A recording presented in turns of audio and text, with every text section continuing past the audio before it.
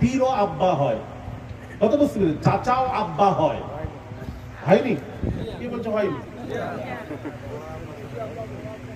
বড় আব্বা ছোট আব্বা, আব্বা। তাহলে আরবে চাচাকে আব্বা বলা হয়, আবুন।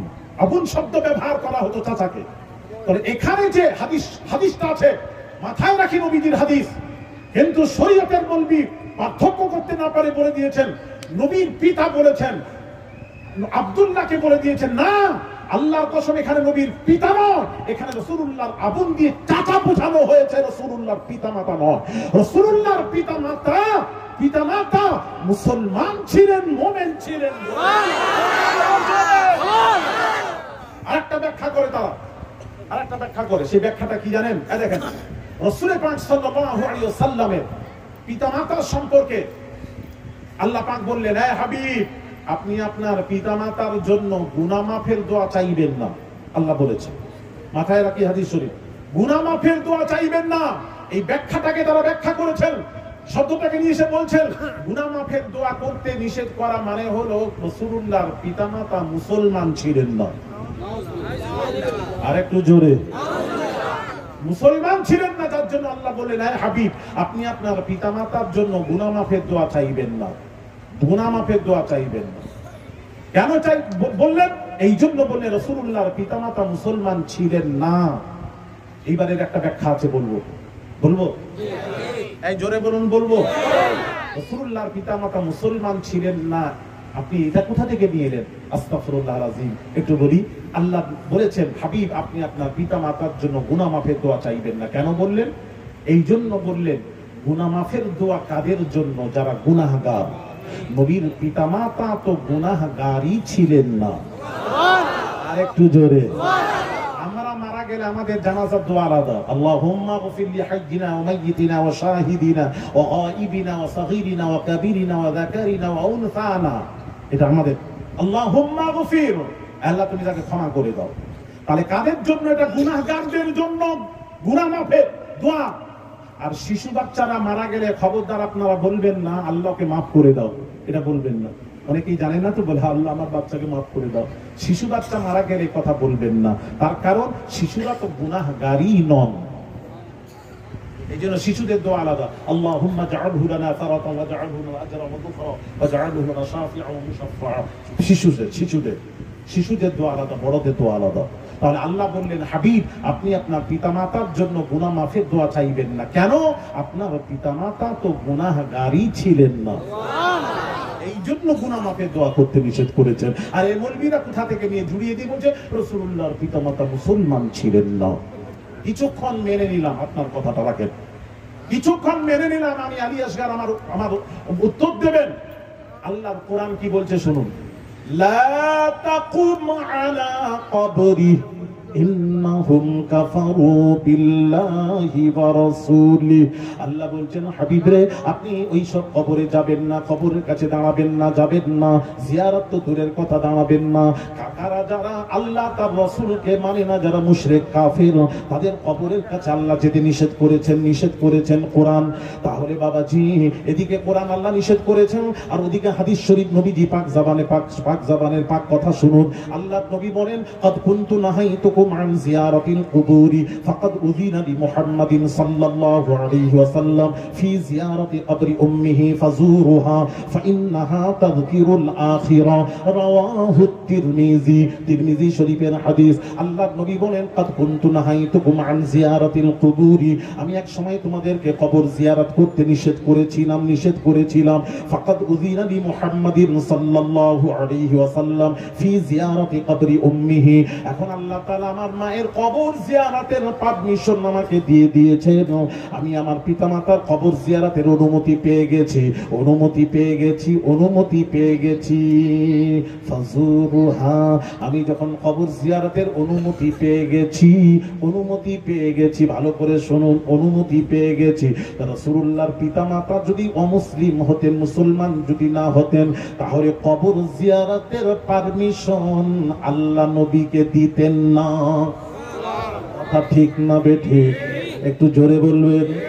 নবীর যুগ যখন পিতামাতার কবর জিয়ারতের পারমিশন পেয়ে গেছেন, স্পষ্ট বোঝা গেল রাসূলুল্লাহর পিতামাতা মুসলমান। আরেকটু জোরে, আরেকটু জোরে। কবর জিয়ারতের পারমিশন পেয়ে গেছেন, তাহলে বোঝা গেল রাসূলের পিতামাতা মুসলমান ছিলেন। এইবার আসুন, এখানে একটা প্রশ্ন আবার আসতে পারে, রাসূলুল্লাহ পিতামাতা দুনিয়ায় যখন ছিলেন, পৃথিবী থেকে দিন মুছে গেছিল, ওনারা কোন দিনের উপর ছিলেন, কোন ধর্মের উপর ছিলেন? এটা প্রশ্ন। সব আমি প্রশ্ন করবো, উত্তর দেব পারবো না, রাখলাম। মনে করে জেনে আসবেন আমার কাছে, কোন ধর্মের উপর ছিলেন। ভাইয়ের আমার, বাবাজিরা, হ্যাঁ, তো তোমরা কি এতদিন ওয়াজ শুনলে তোমরা কি বলবে? আমি যদি বলবো, কে বলবে? আমি বলবো। ভাইরা আমার, বাবাজিরা, আসহাবে ফাতরাতের উপর ছিলেন, মানে সে সময় এক আল্লাহকে মেনে নিয়েছিলেন, দেব দেবতার পুজো করেননি। ভালো করে শুনুন, নবীজির পিতামাতা দেব দেবতার পুজো করেননি, এক আল্লাহকে মেনে নিয়েছিলেন। এটাই তখনকারের জন্য ছিল যথেষ্ট, তখনকারের জন্য ছিল যথেষ্ট। আর ওটাই তো যথেষ্ট হয় না, পরবর্তীতে রাসূল এসেছেন, দ্বীন এসেছে, ওটা যথেষ্ট হবে না। জান্নাতে যাওয়ার জন্য শর্ত হলো খালি আল্লাহকে মানলে হবে না, মুস্তাফাকেও মানতে হবে, ঈমান আনতে হবে। কোরআন, ওয়া মিনান নাসি মান ইয়াকুলু আমান্না বিল্লাহি ওয়া বিল ইয়াউমিল আখির ওয়া মা হুম বিমুমিনিন।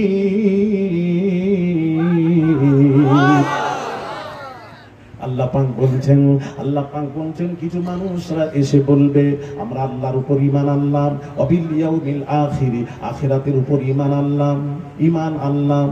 আয় হাবিব, আপনাকে দেখবে, দেখে ঈমান আনবে না। আল্লাহকে না দেখে, আখিরাতকে না দেখে ঈমান আনবে, আপনাকে দেখে ঈমান আনবে না, আপনার উপর ঈমান আনবে না। ওয়া মা হুম বিমুমিনিন, তারা মুসলমান নয়, মুসলমান নয়। আমার আল্লাহ বলছেন ইউখাদিউন আল্লাহ, তারা আল্লাহকে ধোঁকা দিচ্ছে। ভাইরা আমার, বাবাজিরা, তাহলে বোঝা গেল আল্লাহকে মানলে শুধু হবে না, আমার রাসূলকেও মানতে হবে। আরো জোরে। এই জন্য ইমাম বুখারী, মুসলিম, খুলুন, কিতাব পড়ানো হয় মাদ্রাসায়, একটু জিজ্ঞেস করুন, মুহাদ্দিসকে জিজ্ঞেস করবেন, বুখারী মুসলিম শরীফে খুলুন, বাবাজি, মৃত্যুর পর কবরে প্রশ্ন হবে তিনটা। অন্য হাদিসের কিতাবে আছে, কিন্তু বুখারী মুসলিমে তিনটি প্রশ্নের কথা উল্লেখ নেই। বুখারীতে এক জায়গায় ইমাম বুখারী বলেছেন কবরের প্রশ্ন হবে একটা প্রশ্ন হবে কবরে। কটা প্রশ্ন হবে? ইমাম মুসলিম বলেছেন কবরে হবে একটা প্রশ্ন। আসমা বিনতে আবি বকর থেকে রিওয়ায়াত, কবরের প্রশ্ন হবে একটা। আম্মা জান আয়েশা সিদ্দিকা রাদিয়াল্লাহু তাআলা আনহা বলেছেন কবরের প্রশ্ন হবে একটা। হযরত আবু সাঈদ খুদরি রাদিয়াল্লাহু তাআলা আনহু থেকে বর্ণিত কবরের প্রশ্ন হবে একটা। ইমাম বুখারী বলেছেন কবরের প্রশ্ন হবে একটা। আনাস বিন মালিক রাদিয়াল্লাহু তাআলা আনহু থেকে বর্ণিত, আনাস ইবনে মালিক রাদিয়াল্লাহু তাআলা আনহু قال قال رسول الله صلى الله عليه وسلم ان العبد اذا اضي في قبره وتولى عنه اصحابه انه لا يسمع قرع نعالهم اتاه ملكان فيقعدانه فيقولان ما كنت تقول في هذا الرجل لمحمد صلى الله عليه وسلم فاما المؤمن ويشهد انه عبد الله ورسوله فيقال له انظر الى مقعدك من النار قد ابدلك الله به مقعدا من الجنة فيراهما جميعا وأما المنافق والكافر فيقال له ما كنت تقول في هذا الرجل لمحمد في هذا الرجل لا أدري كنت أقول ما يقول الناس رواه البخاري ومسلم জোরে বলুন, আরো জোরে। রাওয়াহুল বুখারী, কিতাব বুখারী শরীফ, মা জাআ ফি, বাবাজি বুখারী শরীফ, বাবাজি কিতাবুল জানাইজ, মা জাআ ফি আযাবিল কবর, খুলে দেখুন।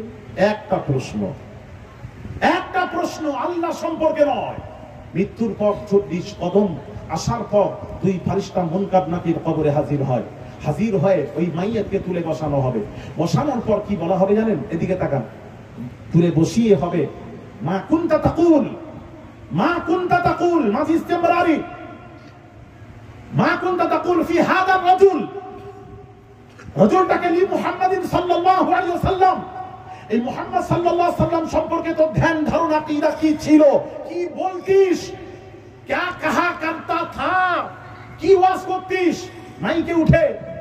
নবী আমাদের বড় ভাই, মুসলমান ভাই ভাই, নবী আমাদের বড় ভাই, নবী আমাদের মতন, কুল ইন্নামা আনা বাশারু মিসলুকুম, নবী আমাদের মতন বাশার ছিলেন, আমাদের মতন, ওহী ছাড়া কোনো পার্থক্য ছিল না।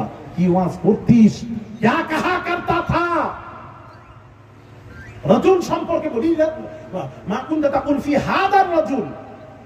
আমার এখানে একটা প্রশ্ন, হাজা ইসম ইশারা বলার সাথে সাথে পর্দা উঠে যাবে, পর্দা উঠে যাবে, রাসূলকে দেখানো হবে। এবার কিভাবে দেখানো, ইখতিলাফ আছে, এটা ওদিকে যাচ্ছি না।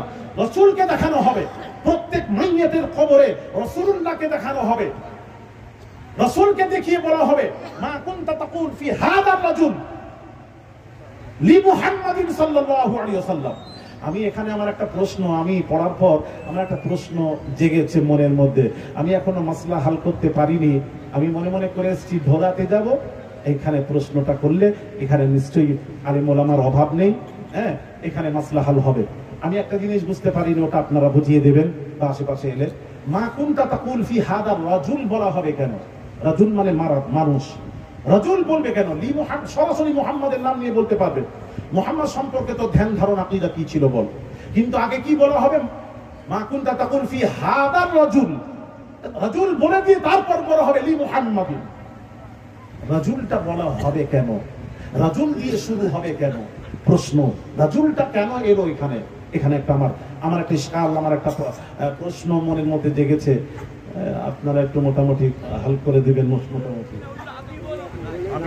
আমি বলবো কোথায়, আমি কি বলছি শুনতে পাচ্ছ না? আমি নিজেই বুঝতে পারছি না তো এখানে রাজুলটা কেন ঢুকলো।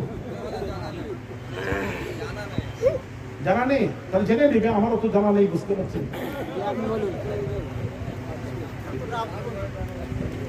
ভাইরা আমার, বাবাজিরা, যাক অনেক কথা। আমার রাসূলকে দেখানো হবে, রাসূলকে দেখিয়ে বলা হবে ইনার সম্পর্কে তো ধ্যান ধারণা আকীদা কি ছিল বল, কি ছিল বল। তখন সে যে মুমিন হবে, মুমিন, ওয়া আশহাদু আন্নাহু আবদুল্লাহি ওয়া রাসূলুহু, ফাআম্মাল মুমিন, যে মুমিন হবে, যে রাসূলুল্লাহর সাথে যার সম্পর্ক থাকবে, অগাধ সম্পর্ক, সে বলবে, কি বলবে জানেন? সে বলবে ইনি হলেন আল্লাহর বান্দা এবং আল্লাহর প্রেরিত রাসূল। এটা বলুন, এই বলার সাথে সাথে কি হবে জানেন? হাদিস পড়ছে, হাদিস বুখারী, ফায়াকুল লাহু উনজুর ইলা মাকআদিকা মিনান নার কাদ আবদালাকা আল্লাহু বিহি মাকআদাম মিনাল জান্নাহ। ফেরেশতা বলবে, দেখ, উনজুর, দেখ, নজর কর, তাকা, তোর ঠিকানাটা জাহান্নামে, জঘন্য স্থানটা, ঠিকানাটা দেখে নে, জাহান্নামের ঠিকানাটা দেখে নে। কাদ আবদালাকা আল্লাহু বিহি মাকআদাম মিনাল জান্নাহ। সঠিক উত্তর দেওয়ার কারণে, নবীকে চেনার কারণে, ভালো করে বুঝুন ব্যাখ্যা, নবীকে চেনার, অন্য কিছু নয়, নবীকে চেনার কারণে তো জাহান্নামের যে ঠিকানাটা, সেটা জান্নাতের দ্বারাই বদলে দেওয়া হয়েছে। জোরে বলুন, সুন্দর ঠিকানা জান্নাত। তাহলে আমি আলী আসকার জানতে চাই, ইমাম বুখারী বোঝাতে চেয়েছেন, কি বোঝাতে চাইছেন? কবরে যে প্রশ্ন হবে, নামাজের নয়, রোজার নয়, রোজা রেখেছো কিনা, নামাজের পড়েছো কিনা, সর্বপ্রথম মঞ্জিল কবর, ওখানে নামাজের কথা জিজ্ঞেস করা হবে না। যদি কেউ মৌলবি থাকে দাঁড়িয়ে আমার সামনে বলুক, হ্যাঁ নামাজের প্রশ্ন হবে, একটু দাঁড়িয়ে দাঁড়িয়ে যাবেন, দাঁড়িয়ে বলবেন, দয়া করে, জানি না শিখবো, অসুবিধা নেই, দাঁড়াবেন। কবরে নামাজের প্রশ্ন হবে না, রোজার প্রশ্ন হবে না, হজের প্রশ্ন হবে না, যাকাতের প্রশ্ন হবে না, মুস্তাফা সম্পর্কে প্রশ্ন করা হবে, রাসূল সম্পর্কে তো ধ্যান ধারণা আকীদা কি ছিল বল, বল, এটাই প্রশ্ন। নামাজ রোজার প্রশ্ন হবে কিয়ামতের দিন, এখানে নয়, রোজে মাহশারে হবে, এখানে কবরে হবে না। কবরে প্রশ্ন হবে আগে রাসূলকে চিনিস কিনা, এটা আগে বল, রাসূলকে চিনিস কিনা। রাসূলের চিনার উপর জান্নাত জাহান্নামের ফয়সালা হবে কিয়ামতের দিন। আর একটু জোরে, যে রাসূল চিনে নেবে তাকে বলা হবে যা তোর ঠিকানা জান্নাত, রাসূল চিনার কারণে তার ঠিকানা জান্নাত। সুতরাং সেই রাসূলকে চেনার চেষ্টা করো, সেই রাসূলকে চেনার চেষ্টা করে। ভাইয়ের আমার, বাবাজিরা, রাসূল আসহাবে ফাতরাতের উপর ছিলেন, তার পিতামাতা বাবাজি কি ছিলেন জানেন? এক আল্লাহকে মেনে নিয়েছিলেন, এটাই তখনকারের জন্য যথেষ্ট। ওটাই তো যথেষ্ট নয়, পরে কি করেছেন জানেন? দুইটি রিওয়ায়াত আছে। একটি রিওয়ায়াত হচ্ছে বাবাজির আল্লাহ নবী যখন পিতামাতার কবর জিয়ারত করতে গেছিলেন, কবর জিয়ারত করতে গিয়ে পিতামাতাকে জীবিত করে কলেমা পড়িয়ে দিয়েছিলেন। আর বাস উলামারা বলেছেন কিয়ামতের দিন রাসূলকে আল্লাহ তাআলা তার পিতামাতা নবীর কাছে হাজির করা হবে, নবী তার পিতামাতাকে কলমা পড়াবেন, তারপর তার পিতামাতাকে আল্লাহ জান্নাত দান করবেন। আর একটু জোরে বললেন না সুবহানাল্লাহ? এই দুইটি মত আপনাদের তুলে ধরলাম। সেই রাসূলের পিতামাতাকে জাহান্নামী অমুসলিম বলবেন না। কেন? আল্লাহ বলে রাসূলুল্লাহ পিতামাতার জন্য গুনাহ মাফের দোয়া করতে নিষেধ করেছিলেন। কেন? রাসূলুল্লাহর পিতামাতা গুনাহগার ছিলেন না, যার কারণে গুনাহ মাফের দোয়া করতে নিষেধ করেছেন। ব্যাখ্যা ভুল হচ্ছে, ব্যাখ্যাটা সঠিক করুন ভাইরা আমার। ব্যাখ্যা করার আগে রাসূলকে বুঝতে হবে, তবেই তো আপনি সঠিক ব্যাখ্যা করতে পারবেন। রাসূল যদি না বুঝেন সঠিক ব্যাখ্যায় পৌঁছতে পারবেন না। আর একটা বাবাজি যে কথা বলছিলাম, বাবাজি যে কথা বলছিলাম, আসুন ভাইয়ের আমার বাবাজিরা, আজরাইলকে থাপ্পড় মেরেছেন, চোখ ঠিকরে পড়েছে, আল্লাহর কাছে গিয়ে বলছেন মাবুদ গো, এমন তোমার বান্দার কাছে গেছিলাম, সে মরতেই চাই না, থাপ্পড় মেরে চোখ কানা করে দিয়েছে। আল্লাহ বলে কে কে কে? তাহলে আল্লাহ জানেন না? কথা বলে না কেন? তাহলে জিজ্ঞেস করছেন কেন কে কে কে? তার মানে আল্লাহ শুনতে চাচ্ছেন, বল আমি তো সব জানি। আল্লাহ যেমন জানেন, নবীও জানেন। হ্যাঁ, নবীও জানেন। হাজারো ব্যাখ্যা আছে, দলিল আছে, আল্লাহর কসম আলী আসগারের কাছে হাজারো ব্যাখ্যা আছে, ওদিকে যাচ্ছি না। তবে শুনুন, এইবার বাবাজি তো আল্লাহ আল্লাহ মুসা নবী, ও মুসা ও তো উলুল আযম পয়গম্বর, তুমি কি বলেছিলে গিয়ে? কি বলেছিলা? আচ্ছা আচ্ছা বলুন তো, থাপ্পড় কেন মারলেন বলুন তো? কি জানেন আপনারা? একটু শুনুন। সালাম দেয়নি। তুই তো পড়েছো না, কারণ ওয়াজে শুনেছো? ওয়াজে শুনেছো, দেখলে ওয়াজের মধ্যে কত পার্থক্য আছে। ওয়াজ শুনেছে, সালাম দেয়নি।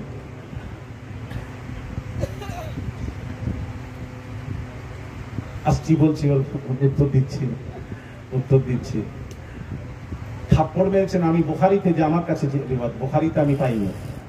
সালাম দেয়নি বলে আমি পাইনি। কোথায় পেয়েছেন আপনার, কোন মৌলবী সাহেব জানি না, আমি পাইনি। পেলে জানাবেন, অসুবিধা নেই। বাবাজি বললেন যে আমি মুসা নবী। আল্লাহ বলেন উলুল আযম পয়গম্বর, কি গিয়ে বলেছিলেন? আমি বললাম জান কবজ করতে এসেছি। আল্লাহ বলছেন ওটাই তো বেয়াদবি হয়েছে। তো আল্লাহ বললেন ওই রকম নয়, তুমি এইভাবে যাও। আল্লাহ আবার বলে যেভাবে বলেছেন সেইভাবে আবার গরু নিয়ে, পায়েল গরু নিয়ে যাচ্ছেন। কে? আজরাইল মুসা নবীর কাছে যাচ্ছেন, গরু নিয়ে যাচ্ছেন। আবার মনে মনে করছেন থাপ্পড় খেয়ে এসেছিলাম, আবার যাচ্ছি, আবার কি করবেন আল্লাহ জানে। তাই হুকুম। গিয়ে পৌঁছেছেন, দেখেন পৌঁছে গিয়ে মুসা নবী, কি হলো কি হলো, কি বাবা? সব সময় চালাক, কি বাবা? না, আল্লাহ বলেছেন আপনি গরুর পিঠে হাত রাখেন, এইভাবে আপনার হাতের নিচে যত লোম আসবে সেই পরিমাণ আপনি দুনিয়ায় বাঁচবেন। ও আচ্ছা আচ্ছা আচ্ছা। তারপর তারপর তারপর আপনার কবজ করব, আমি আসবো, কবজ করব। তো মুসা নবী বললেন সেই যখন মরতেই হবে, চলো, দেরি নয়, এক্ষুনি চলো। জোরে বলুন। হ্যাঁ, এবার আসুন, থাপ্পড়টা কেন মারলেন? হ্যাঁ, ওই সালাম টালাম নয়, থাপ্পড়টা কেন মারলেন? আরে শোনা, শোনো, ব্যাখ্যা শোনো। থাপ্পড়টা মারলেন, মুসা নবী তো চলে যাচ্ছেন, থাপ্পড় মারলেন কি? এই জন্য মারলেন, এই আজরাইল, তুমি আমার কাছে যেভাবে ডাইরেক্ট এসে বললে আমি রূহ কবজ করতে এসেছি, একদিন তো আখিরি জামানার পয়গম্বর নবী মুহাম্মদুর রাসূলুল্লাহ সাল্লাল্লাহু আলাইহি ওয়াসাল্লামের কাছে তুমি যাবে, জান কবজ করতে। যার কাছে যাবে জানো? সেটা হলো আমারও নবী, নবীদেরও নবী, রাসূলদেরও রাসূল। তিনি হচ্ছেন ফেরেশতাদেরও নবী, তোমারও নবী। তিনি হলেন মুহাম্মদুর রাসূলুল্লাহ, তিনি হলেন আল্লাহর রাসূল। যারা বলুন আল্লাহর নবী। সুতরাং সেই নবীর কাছে গিয়ে ডাইরেক্ট বলবে না আমি জান কবজ করতে এসেছি। ওই থাপ্পড় মেরে মুসা নবী আজরাইলকে আদব শিখিয়ে চলে গেলেন। আখেরি নবীর কাছে কিভাবে যাবে? থাপ্পড় মেরে মুসা উলুল আযম পয়গম্বর থাপ্পড় মেরে আখেরি নবীর কাছে যাবে কিভাবে? আদব শিখিয়ে চলে গেলেন। এইবার বাবাজি জিবরিল আমিন, আমাদের নবীর কাছে জিবরিল আমিন এসে বললেন, কি বলছেন জানেন? ইয়া রাসূলুল্লাহ, ইয়া হাবিবাল্লাহ, হুজুর আজরাইল হুজরা মুবারাকের বাহিরে দাঁড়িয়ে ভেতরে প্রবেশের অনুমতি চাচ্ছেন। জোরে বলুন, আপনি যদি অনুমতি দেন তাহলে ঢুকবে। নবী বললেন, আচ্ছা অনুমতি দিলাম। আজরাইল অনুমতি পেয়ে প্রবেশ করেছিলেন। প্রবেশ করেই সালাম দিয়ে আজরাইল কি বলেছিলেন জানেন? সালাম দিয়ে বলেছিলেন, ইয়া রাসূলুল্লাহ, জীবনের এই প্রথম যাকে আমি সালাম দিলাম। আর একটু জোরে। মুসা নবীকে সালাম দিয়েছেন কোথায় পেলেন?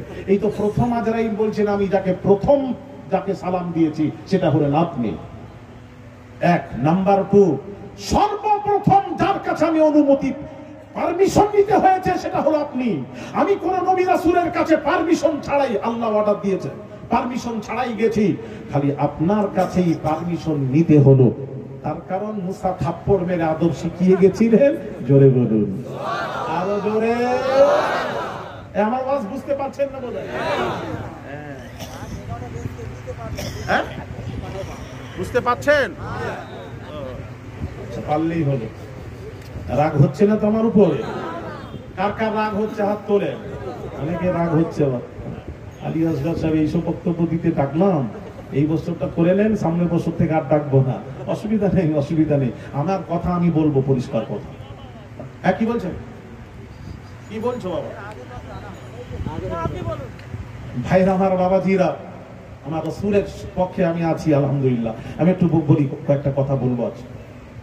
তাহলে বাবাজি, তাহলে বোঝা গেল সে রাসূলকে চিনতে হবে, রাসূলকে বুঝতে হবে। ভাইরা আমার, বাবাজিরা, ও সোনার যুবকেরা, বাবাজিরা, এবার আসুন, মুসা নবী তুর পাহাড়ে গিয়ে বললেন, নবীদের মধ্যে পার্থক্য বলতে গিয়ে এত দূরে এসেছি। মুসা নবী গিয়ে বলছেন, আল্লাহ তোমাকে দেখবো। আল্লাহ বলছেন, দেখে সহ্য করতে পারবে না। তাজাল্লা তুর পাহাড়ে নাজিল হলো। মুসা নবী কি হলেন? মুসা নবী বেহুশ হয়ে গেলেন। তুর পাহাড় জোরে সুরমায় পরিণত হয়ে গেল। আর আমার আপনার নবী, বিশ্ব নবী, শুনুন, আল কালিমু ইয়াতি বিতুরি সাইনাত ওয়াল হাবিবু ইনামু আলা ফিরাশিহি ইয়াতি বিহিল জিবরিলু বিতুরফাতি আ'য়ুনিন লাম ইয়াবলুগহু আহাদুম মিনাল মাখলুকিন। ভাইরা আমার, বাবাজিরা, বলুন, আমার আপনার নবী, বিশ্ব নবী, বাবাজি, কে বলে আমাদের নবী মেরাজে গেছিলেন? কে, কারা বলে কোন নবী মেরাজে গেছিলেন? একটু জোরে বলুন, একটু জোরে। আমাদের নবী মেরাজে গেছিলেন। যদি এক্ষুনি প্রমাণ করিয়ে দেন, এক্ষুনি 5000 টাকা পুরস্কার তাকে দিয়ে যাব। কে আছে 5000 টাকা ফ্রি নেবে? এক্ষুনি বসে বসে তাড়াতাড়ি নিয়ে যাও। অফার চলছে, অফার 5000 টাকার। ও মৌলানা সাহেব, 5000 টাকা। ওই, আরে এই সুযোগ ছাড়ে আবার 5000 টাকা। কেউ নেই?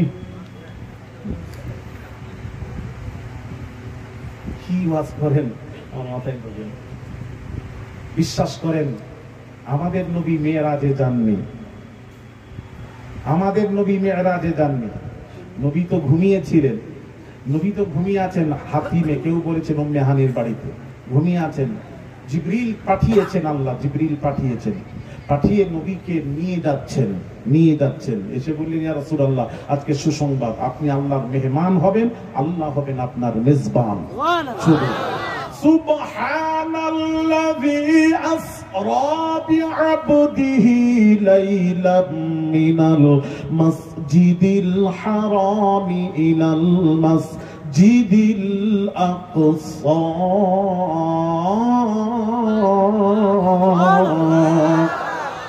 সুবহানাহু তাআলা আসরা নিয়ে গেলেন, সৈর করালেন, নিয়ে গেলেন লাইলান, রাত্রিতে, মিনাল মসজিদিল হারাম ইলাল মসজিদিল আকসা, মসজিদুল হারাম থেকে মসজিদুল আকসা পর্যন্ত নিয়ে গেলেন। নবী যাননি।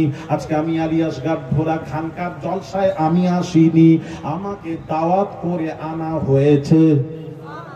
কথা বুঝলেন না? নবী কোথায় গেছেন? আল্লাহ বলছেন, হাবিব, আপনাকে কেউ জিজ্ঞেস করলে আপনি মেরাজে গেছিলেন, আপনি বলবেন না আমি যাইনি, আল্লাহ আমাকে নিয়ে গেছেন। একটু জোরে। আমাদের নবীকে আল্লাহ নিয়ে যাচ্ছেন কোথায়? আরশে আজিমে গিয়ে আল্লাহর সাথে সাক্ষাৎ করে। ওখানে আবার অনেক কথা আছে। কেউ বলেছেন পর্দার আড়ালে কথা বলেছেন, সাক্ষাৎ হয়েছে, কেউ বলেছেন সরাসরি সরাসরি, কেউ বলেছে না পর্দার আড়ালে সরাসরি আল্লাহর সাথে দেখা করেনি নবীর সাথে। এর অনেক কথা আছে, এটা বলতে গেলে কম করে 40 মিনিট সময় লাগবে এটাকে বোঝাতে গেলে। আমি অধিকার যাব না পর্দার আড়ালে হয়েছে না পর্দার সরাসরি হয়েছে না পর্দার আড়ালে।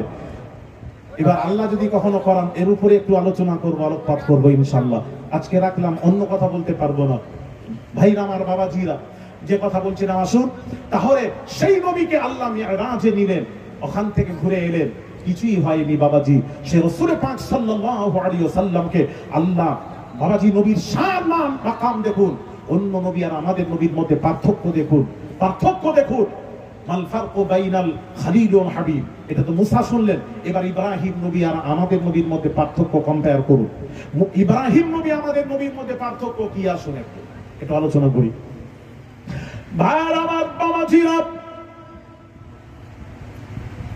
এক যুবকেরা, ইব্রাহিম নবী আল্লাহর খালিল, খালিলুল্লাহ, খালিল মানে আল্লাহর বন্ধু, খালিলুল্লাহ আল্লাহর বন্ধু, আর মুহাম্মদ হাবিবুল্লাহ আমাদের নবীও হলেন আল্লাহর বন্ধু। তবে দুই বন্ধুর মধ্যে পার্থক্য, মাল ফারকু বাইনাল খালিল ওয়াল হাবিব, হাবিব এবং খালিলের মধ্যে পার্থক্য কি? পার্থক্যটা শোনেন বাবাজি, পার্থক্য শোনেন, তবেই তো আপনি ব্যাখ্যা করবেন। পার্থক্য শুনুন।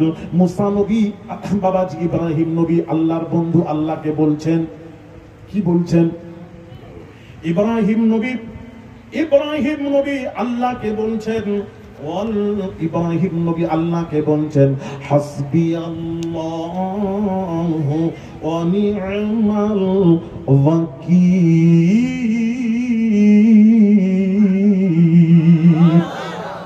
ইব্রাহিম নবী বলছেন হাসবি আল্লাহু ওয়া নি'মাল ওয়াকিল। ইব্রাহিম নবী আল্লাহর বন্ধু আল্লাহকে বলছেন, আল্লাহ গো তুমি আমার জন্য যথেষ্ট, তুমি আমার জন্য যথেষ্ট। ভাইরা আমার, বাবাজিরা, এবার আসুন আমাদের নবী আর আমাদের নবীর সম্পর্কে একটু শুনুন। আমার নবী কোনো কথা বলছেন না, আল্লাহর নবী কোনো কথা বলছেন না। আল্লাহর নবীর সম্পর্কে আমার আল্লাহ পাক এলান করছেন, ঘোষণা দিচ্ছেন, ইয়া আইয়ুহান নাবিয়্যু হাসবুকাল্লাহ।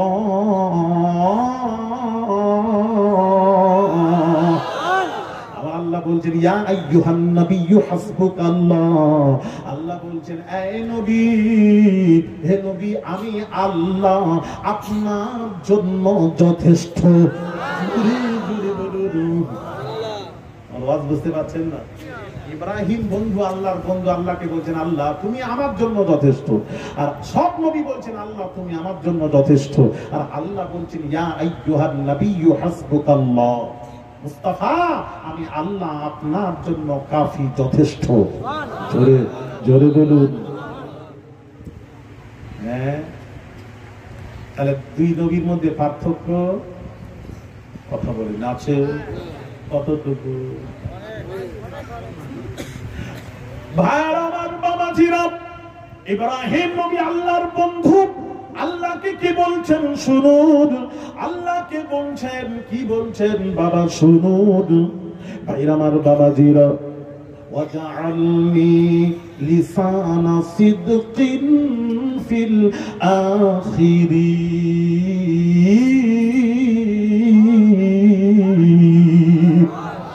ওয়াজআলনি লিসানা সিদকিন ফিল আখিরিন।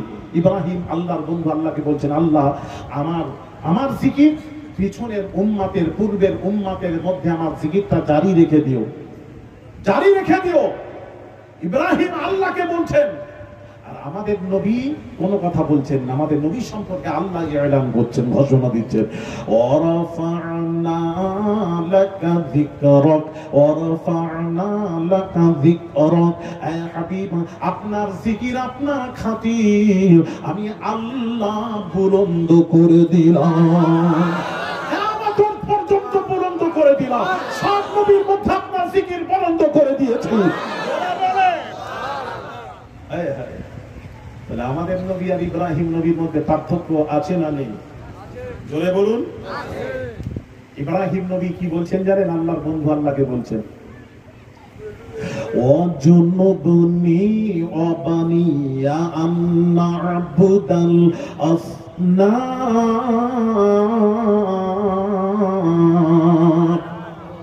ওয়াজুনুবনি ওয়া বানিয়া আন না'বুদাল আসনাম। ইব্রাহিম বন্ধু, আল্লাহর বন্ধু আল্লাহকে বলেছেন, আল্লাহ তুমি আমাকে আমার আওলাদদেরকে মূর্তি পূজা থেকে পাক রেখে দিও, পাক রেখে দিও। ইব্রাহিম বলছে, ইব্রাহিম নবী বলছেন, আর আমাদের নবী সম্পর্কে আল্লাহ ঘোষণা দিচ্ছেন। আমাদের নবী বলছেন না আল্লাহ বলছেন? কি বলছেন? ইন্নামা ইউরিদুল্লাহু লিইয়ুযহিবা আনকুমুর রিজসা আহলাল বাইতি ওয়া ইউতাহহিরাকুম তাতহীরা।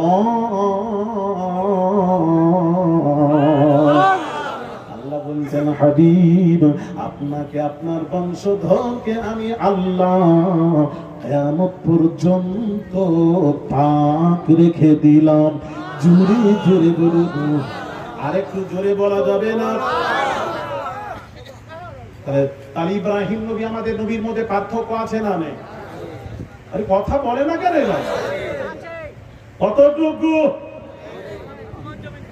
আবার আসমান জমিন কিছু বোঝে না যারা। আরে আসমান জমিন তো নির্দিষ্ট হয়ে গেল। আমার নবীর ব্যাপারে কোনো নির্দিষ্ট করবে না বাবা, জানো না? এরকম করো না। কত, তার কোনো সীমা নেই, সীমাহীন। ভাইরা আমার, বাবাজিরা, কটা কথা শুনবেন, আমি সব কোরআন দিয়ে পড়তে। কি বলছেন বলেন? এসে গেছেন ঘরে? এসে গেছেন? তাকবীর দিতে বলবেন তো, নারায়ে তাকবীর। সুসংবাদ, পীরজাদা হুজুর কিবলা, জামা পীরজাদা হুজুর কিবলা, ওয়ালাদে মুজাদ্দিদুজ জামান, ওয়ালাদে মুজাদ্দিদুজ জামান, সিলসিলায়ে হক ফুরফুরা শরীফ